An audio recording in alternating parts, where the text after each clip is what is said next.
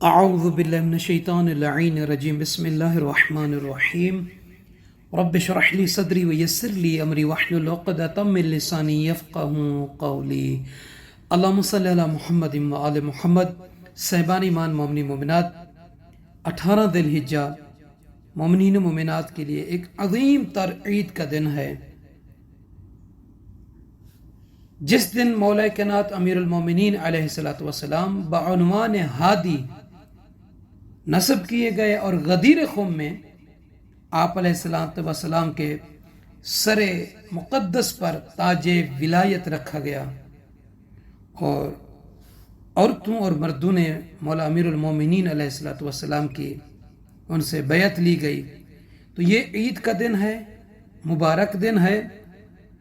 اس دن ہم پر کیا واجب ہے اور مسلمانوں کی کتنی عیدیں ہیں وہ بیان کریں گے۔ مفضل بن عمر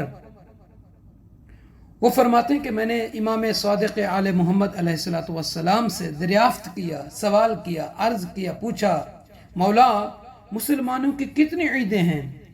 تو امام علیہ السلام نے فرمایا 4۔ وہ کہتا ہے میں نے کہا عیدین اور جمعہ کو میں جانتا ہوں، یعنی عید الفطر اور عید الاضحیٰ اور جمعہ کو، یعنی جمعہ بھی ایک عید ہے، یہ چوتھی کون سی عید ہے؟ تو امام علیہ السلام نے فرمایا عظیم ترین اور بہترین عید 18 ذی الحجہ کی عید ہے۔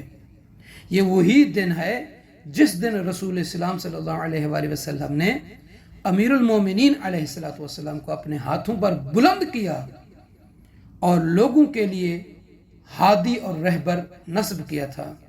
اب وہ عرض کرتے ہیں کہ میں نے پھر دوبارہ مولا سے عرض کیا کہ مولا اس دن ہم پر کیا واجب ہے؟ یہ آپ اور ہم سب کے لیے بھی ضروری ہے سننا کہ اس دن ہم پر کیا واجب ہے، کون سا یعنی کام کریں اس مبارک دن میں۔ تو امام علیہ السلام نے فرمایا اس دن تم پر شکر الہی بجا لانے کے طور پر روزہ رکھنا واجب ہے، اس لیے کہ وہ ہر ساعت یعنی گھڑی اور ہر لمحہ مستحق شکر ہے۔ اور اسی طرح انبیاء علیہ السلام نے اپنے جانشینوں کو حکم دیا کہ اپنے وصایات اور امامت کے دن روزہ رکھیں اور اسے عید کا دن قرار دیں۔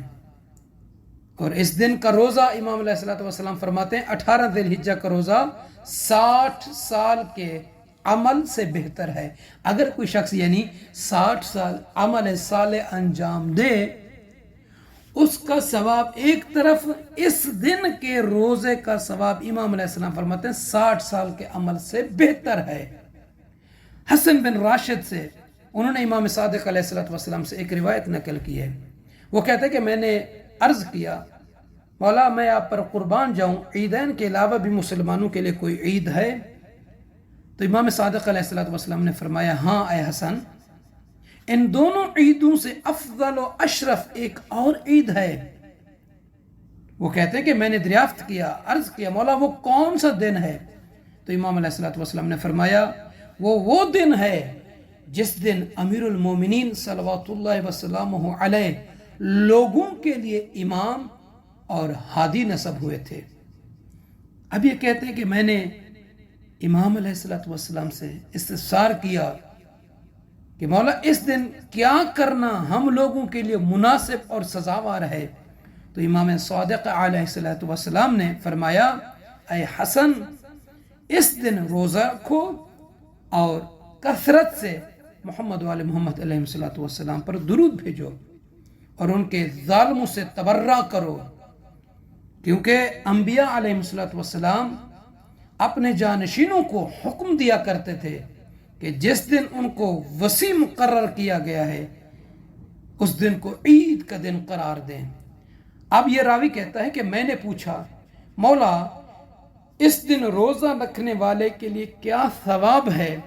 تو امام علیہ السلام نے فرمایا 60 مہینے کے روزے کا ثواب ہے، اور 27 رجب کا روزہ بھی ترک نہ کرو، کیونکہ یہ وہ دن ہے جس دن حضرت محمد مصطفیٰ صلی اللہ علیہ وآلہ وسلم مبعوث برسالت ہوئے تھے، اور اس دن کے روزے کا بھی ثواب 60 مہینے کے روزے کے برابر ہے، یعنی 27 رجب اور 18 ذی الحجہ کے روزے کا ثواب جو ہے 60 مہینے کے، یعنی 60 سال ہو گئے، 60 مہینے کے روزے کے برابر ہے۔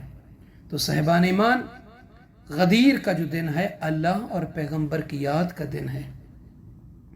اتنی بڑی عید کے موقع پر روزے کا حکم اور نماز کا جو حکم ہے، اس روزے اور نماز کے ذریعے اللہ اور محمد و آل محمد علیہ السلام کی یاد میں رہنا چاہیے۔